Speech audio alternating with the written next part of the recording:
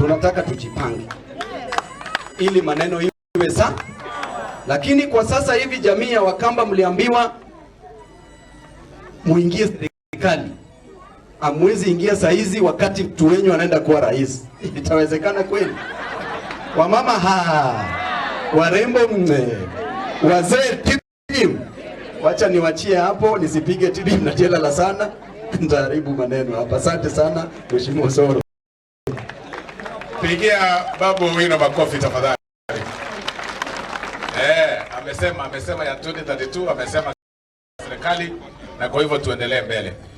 Nilikuwa na confusion kidogo chipukizi. Yes.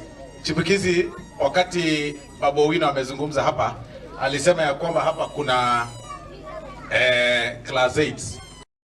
Mimi nimeuliza chipukizi, mimi mbona sioni class 8 hapa? Chipukizi akaniambia, unajua wako hapa ni vile Wakamba pamei.